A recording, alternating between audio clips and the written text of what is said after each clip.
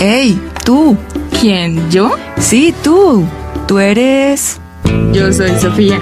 Nos encontraremos con Sofía para palabrear y acercarnos al mundo de la filosofía. Así. Ajá. Bueno, ¿y qué es Palabreando con Sofía?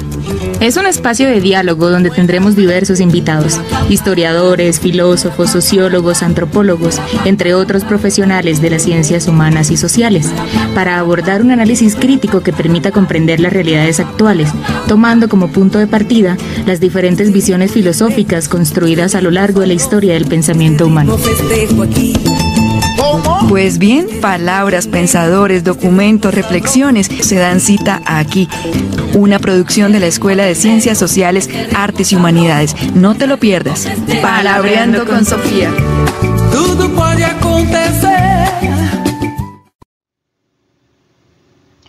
Un cordial saludo a nuestra amable audiencia. Esto es Palabreando con Sofía, espacio audiovisual auspiciado por el programa de Filosofía de la Escuela de Ciencias Sociales, Arte y Humanidades de la UNAT. En la dirección y conducción de este programa, quien les habla, Tyron Achuri. Desde este espacio les damos un cordial saludo.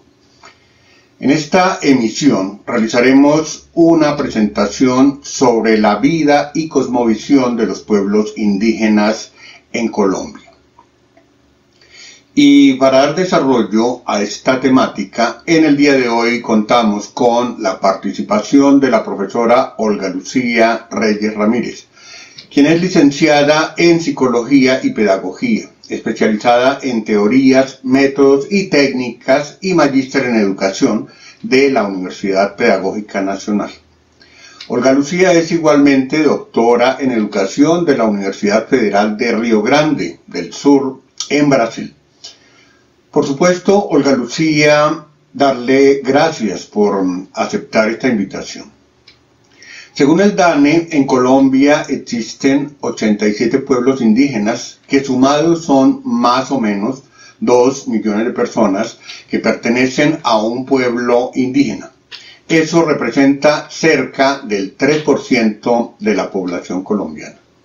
Y por otro lado, pese al reconocimiento que se le ha dado a los pueblos indígenas en la Constitución Política de Colombia, lo cierto es que las comunidades indígenas siguen siendo comunidades marginadas, son segregadas y muchas veces desplazadas de sus territorios originales. Y sin embargo, también es cierto que ellos no dejan de mantener una resistencia y una persistencia que viene desde la época de la conquista y que es imposible no reconocer. En este sentido, Olga, uno no deja de preguntarse por qué los indígenas más bien no se subordinan o se diluyen en la cultura mayor. ¿Qué es lo que los motiva a continuar y mantenerse en pie, unidos como comunidad indígena, a pesar de las circunstancias que los oprimen?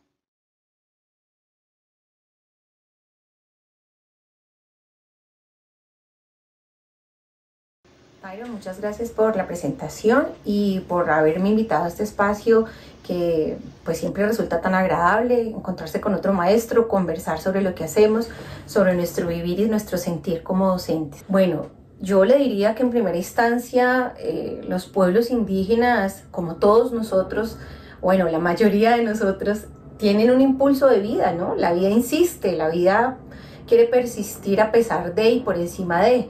Y en esa medida, pues la primera instancia es que si usted está siendo sometido a procesos de exterminio, de negación, de invisibilización, seguramente en algún proceso de esos usted va a necesitar encontrar un camino que le permita seguir existiendo. Bueno, si usted está conectado con la vida, ¿cierto? Por supuesto, si esa pulsión de vida sigue presente en usted. Pero además la resistencia ha sido un elemento presente en la vida indígena, en el colectivo indígena, desde los mismos orígenes de la colonia. Hay textos muy interesantes como la Crónica de Guamán Poma que nos permiten evidenciar las diferentes formas de resistencia que los pueblos presentaban, que los pueblos proponían ante esas formas de colonización. Esa crónica de Guamampoma es bellísima porque ¿qué es lo que nos va a plantear? Por un lado, un texto que está hablando de las ventajas y las virtudes de vivir bajo el gobierno español, pero por otro lado hay una parte gráfica en la que vamos a encontrar elementos que muestran la pervivencia de la simbología indígena, de las prácticas indígenas, de las formas de relación y cómo, diría Rodolfo Kusch, cómo los pueblos amerindios van fagocitando eso que viene de afuera y lo van volviendo en otra cosa, pero garantizando y manteniendo sus formas propias de existencia. Pero además han existido formas de resistencia que les permitieron, por ejemplo, disfrazarse, entre comillas, o ocultarse mejor, esa es la palabra más precisa, vistiendo ropajes de campesino o incluso adquiriendo muchas de las costumbres y prácticas foráneas para poder garantizar que hacen parte de este contexto y que no han sido excluidos. Y por supuesto también hemos visto formas de resistencia mucho más fuertes, ¿no? En México hay unas historias de pueblos guerreros que se enfrentaron a los españoles a sangre, bueno, no hay fuego porque no tenían armas de fuego, pero sí se enfrentaron de manera aguerrida para defender sus territorios, sus mujeres, su cultura. Y aquí en Colombia también hemos visto muchas historias, tal vez la que más recordamos, que no es propiamente de los pueblos indígenas, pero que sí tiene una huella de resistencia muy clara, es la historia de los palenqueros, donde podemos ver que hubo afrodescendientes insurrectos que decidieron enfrentarse, escaparse y generar un espacio donde pudieran vivir como tal, ¿cierto? Pero diría en este contexto Albana Chinte que además los pueblos indígenas han generado unas formas no solamente de resistencia, es decir, no solamente han aguantado los embates, las formas de exterminio, las formas de asimilación e integración a las que han sido sometidos, sino que además ellos han encontrado formas de reexistir. Es importante asociar la existencia misma en términos ontológicos con los procesos de resistencia que usted menciona, Olga, teniendo en cuenta efectivamente que las culturas no son estáticas. Sería importante, Olga Lucía, que nos hablara del fenómeno de la migración, que no deja de ser una problemática social y política. ¿Cómo han sido esos procesos de migración de los indígenas a las ciudades y qué repercusión tiene en la población indígena migrante? Pensando en la migración del indígena a la ciudad, es importante un poco sospechar sobre esa idea de ciudad y de la migración del indígena a la ciudad. ¿Por qué lo digo? Porque a la llegada de los españoles existían grandes complejos indígenas que podrían haber sido asumidos como ciudades indígenas. Es el caso de Tenochtitlán, que era una gran urbe indígena y que la llegada pues, de los conquistadores implica entonces la dominación y la extinción de muchas de esas prácticas organizativas propias de las comunidades indígenas de México, ¿cierto? Entonces Tenochtitlán era un punto de encuentro, era un punto de negociación, era un punto de intercambio y funcionaba en muchos aspectos de manera similar a lo que podría ser una cosmópolis hoy en día, ¿cierto? Y algo similar pasaba con Bacatá. Bacatá era un gran centro donde se estaba concentrando el poder, la gobernanza de los pueblos indígenas del altiplano cundiboyacense. En esa medida, entonces, no es que no necesariamente todos los pueblos indígenas han migrado, ¿no? O están migrando a la ciudad, sino que más bien se dio y fueron sometidos también a un proceso de expulsión, ¿no? En algunos casos. Sin embargo, También, por supuesto, en contextos como el colombiano, en el que pues ustedes conocen muy bien este contexto de historia de violencia en el que hemos estado pues inmersos en las últimas décadas de la historia de nuestro país. Y digamos que esto también ha incidido en un proceso de migración. Diría Bengoa que a partir de los 70s, y él se enfoca mucho en los años 90, se da algo que él denomina como la emergencia indígena en América Latina. Y esa emergencia indígena tiene que ver con dos asuntos. El primer asunto es la visibilización de los pueblos indígenas y sus luchas y sus demandas en los contextos políticos, sociales, educativos, culturales, pero tiene que ver también en una segunda instancia con ese aparecer del indígena en la ciudad como habitante cotidiano de la misma, ¿cierto?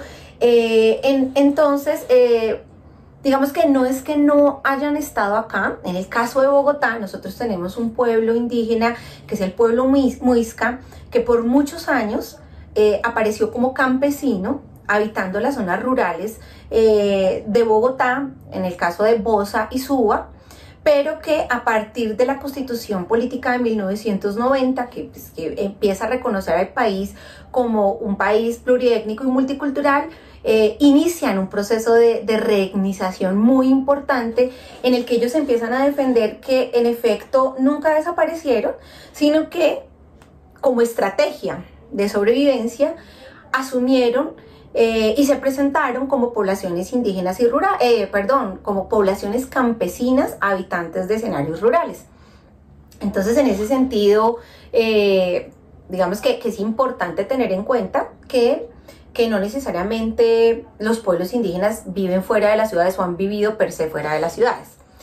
En el segundo aspecto, claro, han existido procesos de migración masivos a la ciudad de Bogotá. Hemos visto, a Bogotá llegan muchos indígenas y bueno, en las grandes ciudades en general estamos viendo mucho esa presencia indígena fuerte como un centro y como una posibilidad también de lucha política, de plataforma para visibilizar sus necesidades y sus luchas, ¿no? Las ciudades concentran en la mayoría de los países, especialmente las ciudades capitales, concentran los poderes gubernamentales y en esa medida entonces la presencia del indígena en la ciudad es vital para poder garantizar su lucha, para poder garantizar ser escuchado, para poder garantizar defender sus derechos con todo lo que esto implica.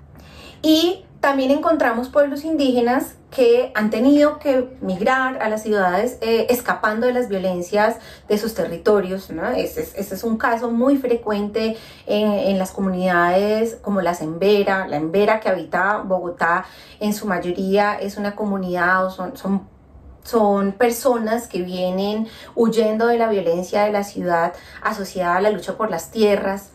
Entonces, esta es otra de las posibilidades, pero también encontramos posibilidades como la que nos presenta el pueblo Inga, que llevan más de, yo creo que alrededor ya unos 40 años asentados en Bogotá, un importante número de personas pertenecientes a esa comunidad que cuentan con un cabildo que les permite funcionar y estar organizados como un pueblo indígena reconocido que tiene derecho a su propia administración, a implementar el derecho propio, la ley mayor, como ellos la denominan. Y en esa medida, en el caso de los ingas, ellos quisieron llegar a Bogotá también en busca del acceso a derechos y servicios que en su territorio de origen no son tan fáciles de ubicar. Efectivamente, la migración indígena trae consigo sus saberes y sus formas de vida. Digamos que a la luz de la diversidad, las ciudades capitales le entregan la posibilidad de la multiculturalidad. Abordemos ahora otro tópico que ha estado últimamente muy de moda en los medios de comunicación en relación con los indígenas. Se trata del tema de la minga indígena, esa expresión de resistencia que se esfuerza por salvaguardar la dignidad y la vida de un pueblo. Háblenos, por favor, Olga Lucía, de ese tema. ¿Qué es? ¿Cómo se conforma? ¿Y cuál es su propósito? Bueno, en el ejercicio de lucha y de reivindicación de los derechos que los pueblos indígenas vienen trabajando en Colombia de manera muy fuerte y clara a partir de los años 70. El surgimiento del CRIC, del Consejo Regional Indígena del Cauca, es un hito importante que marca este fortalecimiento y esta visibilización de la lucha indígena en Colombia.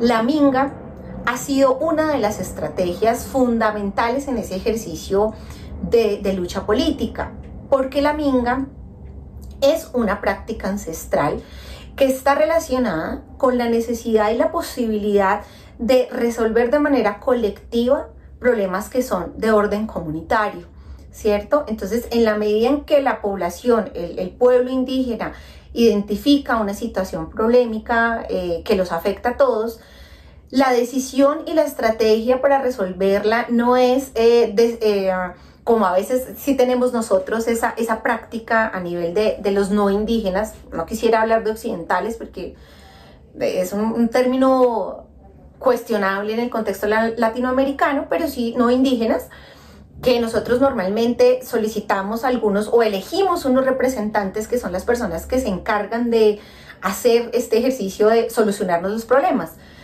Los pueblos indígenas no hacen eso. Los pueblos indígenas reconocen los talentos, las habilidades de quienes conforman su comunidad y saben que los sujetos que la componen son sujetos activos, que los problemas son de todos y que es de todos la responsabilidad de solucionarlos. Y entonces se hace el llamado a la minga para de manera colectiva encontrar soluciones conjuntas. Como seguramente muchos de los que nos están viendo habrán visto, la minga ha tenido un protagonismo muy importante en este contexto de la explosión social que está viviendo Colombia frente a las propuestas de reforma de salud y de trabajo del gobierno, en el que un poco ha sido tildada como un ejercicio incluso rayando en lo subversivo, ¿verdad? Pero en realidad cuando el pueblo indígena está llamando a la minga y viene en minga hacia las ciudades para establecer mesas de trabajo con los gobernantes, lo que quiere es sentarse en un tú a tú a conversar y sobre todo a tratar también de romper, de superar esas brechas que por años han tenido que vivir. El indígena ha sido tratado por siglos como hermanos menores, como personas que no son aptas para tomar decisiones. La minga es una estrategia política para poder venir a conversar con nosotros, los no indígenas, de tú a tú, en una forma colaborativa, en un ejercicio colectivo, en el que todos podemos y debemos ser escuchados y en el que la solución a las situaciones que nos afectan deben ser vividas y representadas y trabajadas de manera colaborativa. Es muy importante esto que usted menciona, Olga. Los habitantes no indígenas, que somos latinoamericanos occidentalizados o latinoamericanos colonizados, desconocemos los alcances de la minga y sobre todo esa función que cumple en la resolución de conflictos. Pero además, todo esto nos conduce a pensar en el sentido de la tierra y del territorio para los indígenas. ¿Qué podría decirnos sobre este tema, Olga? ¿Cuál es el uso de la tierra para los indígenas y cuál es su cosmovisión del mundo? Bueno, parte de esas luchas que tiene el indígena, que parte de esas demandas que viene haciendo el movimiento indígena al gobierno colombiano están muy relacionadas con el derecho a la tierra. El derecho a la tierra no es solamente el derecho a la tenencia del espacio. La tierra tiene un lugar muy importante en ese ejercicio de construcción identitaria del pueblo indígena. La tierra está ligada a lo que son, a lo que saben, a lo que piensan, a lo que expresan, a lo que viven. En esa medida, muchos de estos pueblos refieren, más que la tierra, hablan del territorio. Y el territorio como la Pachamama, ¿cierto? Como la madre tierra, como ese útero que nos provee de todo lo que necesitamos y nos cuida para garantizar que estemos bien, que no nos haga falta nada, que contemos con las condiciones necesarias para poder estar o llegar a esas condiciones del buen vivir, como lo han denominado algunos de los pueblos andinos, ¿cierto? Los pueblos andinos son para ellos este concepto del buen vivir es un concepto muy importante. En esa medida, ese lugar del territorio, más que de la tierra, tiene un espacio construido a partir de los sentidos, de lo significado, a partir de una relación profunda, diría Kush, con el paisaje, con ese paisaje que a su vez es cultura y que como es cultura pesa, es decir, amarra a un contexto, sitúa, genera un punto de referencia, un lugar desde el cual se lee el mundo. Y esta lectura del mundo, tejida siempre en espiral, tejida siempre como una cosmovisión, en la que no existen unas categorías jerarquizadas, sino más bien elementos que se articulan a manera de un mandala, ¿no? Donde son los aspectos fundamentales de una cultura o de un conocimiento ancestral, las que se van encajando de maneras diversas, ¿no? Pero también complejas, articuladas entre sí, que van a dar cuenta de esa relación profunda entre el conocer indígena, el trasegar de su vida, el sentido de la vida y la posibilidad de existir del indígena. Entonces, más que un afán productivista, por ejemplo, que podría ser esto que nos anima a nosotros a veces a tener un pedacito de tierra para tener gallinitas y vender, y tener, no sé, conejos y vender, no es el afán del indígena con relación a la tierra y al territorio. Es más bien un ejercicio y un vínculo de existencia, un vínculo con un ser vivo. La tierra es concebida como un ser vivo que pues sin duda tiene un lugar fundamental para esa posibilidad de identidad, de construirse como persona, ¿no? Somos en la medida en que hacemos parte y nos relacionamos de manera armónica con un territorio. No nos podemos concebir como indígenas desligados del territorio. Este vínculo con el territorio es tan interesante, Tyron, que inclusive indígenas que viven en la ciudad, que han nacido en la ciudad, tienen como punto de referencia sus territorios de origen en términos del territorio de origen de sus padres. Esto fue algo que encontré muy particular en el ejercicio de tesis doctoral que realicé ya hace unos años, trabajando con los indígenas ingas, ¿no?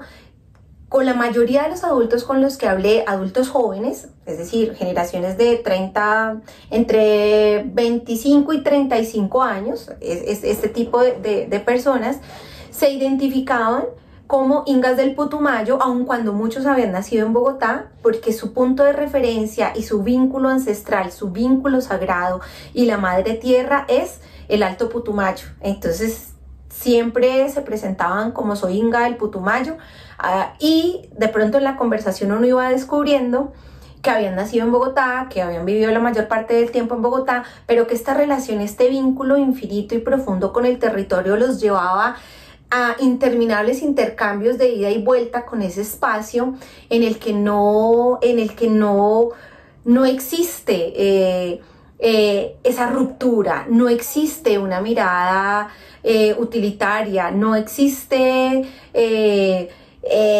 esa mirada de posesión, es más bien una mirada de origen, de raíz, una mirada de amarre, de estar amarrado, anclado a una cultura que a su vez se cimenta en un territorio. Entonces, por eso la lucha por el territorio para los indígenas es tan importante, por eso la lucha para los indígenas es tan profunda y está siempre presente en sus demandas. Mientras se van acercando al escenario donde esperan ser escuchados, van trabajando también en propuestas, van articulando fuerzas, van articulando ideas y van articulando propósitos. Es muy importante y muy potente esa estructura y esa presencia de la minga.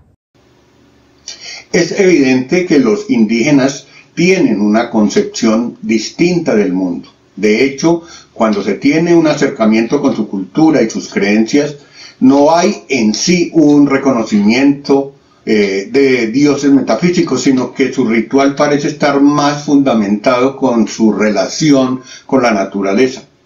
En este sentido, Olga, cuéntenos qué debemos entender de sus principios ecológicos. En Colombia ha sido muy interesante ese ejercicio porque, por ejemplo, el pueblo Misak se ha declarado como el guardián del agua. El pueblo que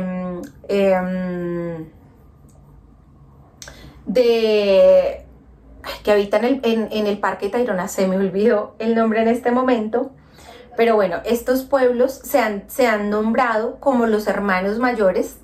Además, particular que se me haya olvidado, porque es el pueblo al que todos los presidentes en etapa de campaña visitan, pero ellos se han denominado como los guardianes de la naturaleza y los hermanos mayores, ¿no? Y en especial tienen un vínculo muy bello con las montañas, porque las montañas se asumen en este contexto como los abuelos y las abuelas que ahora nos acompañan y vigilan nuestra vida convertidos en montañas, ¿no? Entonces ellos vigilan esa naturaleza. Los huitotos se consideran hijos del tabaco y la yuca dulce, creo que, si no estoy mal. Entonces, este ejercicio también de vincular su mito de origen a la naturaleza hace que esta relación profunda con el territorio los vuelva, no sé si ecologistas, pero sí los hace unos guardianes, defensores de la naturaleza. Bueno, recordamos ese nombre que se le escapó Olga, los Kogi. Y precisamente son estos indígenas que habitan la Sierra Nevada de Santa Marta los que se consideran hermanos mayores, en la medida en que consideran que tienen un conocimiento que los dota del compromiso de mantener en equilibrio el universo, y en este sentido se reconocen a sí mismos como los guardianes de la naturaleza. Ya para terminar, Olga, desde su perspectiva, ¿qué podría decirnos respecto al futuro de las poblaciones indígenas en América Latina? Bueno, frente al futuro, aquí es importante también pensar y recordar que que no todas las comunidades indígenas, y que en general la mayoría de estas cosmovisiones nos hablan de una forma de representar el tiempo muy diferente a la nuestra. Hay pueblos indígenas, por ejemplo, que cuando usted les pide ubicar en el espacio esa relación del pasado, el presente y el futuro, digamos, un no indígena, nosotros hemos aprendido que el futuro está hacia adelante y que caminamos hacia adelante, que el desarrollo está más allá y que el desarrollo es a lo que debemos apuntarle, ¿cierto? Pero hay algunos pueblos indígenas en que esa concepción es completamente invertida. ¿Qué pueden decir? Si usted les pregunta dónde está el futuro, ellos van a decir atrás porque yo no lo veo, ¿sí? No lo sé, no lo conozco, y su pasado está al frente, porque yo puedo contar la historia de mis ancestros porque la conozco. Entonces, en esa medida, la pregunta por el futuro es una pregunta que puede ser un poco compleja para el indígena, en términos de que no indica que no tengan un proyecto de futuro, sino que ese proyecto de futuro no se instaura bajo las mismas claves que nosotros hemos asociado. Para nosotros el futuro y el desarrollo, el futuro es desarrollo, y el desarrollo está asociado, diría Kush, al patio de las cosas, ¿no? Al acumular, al construir, al urbanizar, al tener muchos objetos.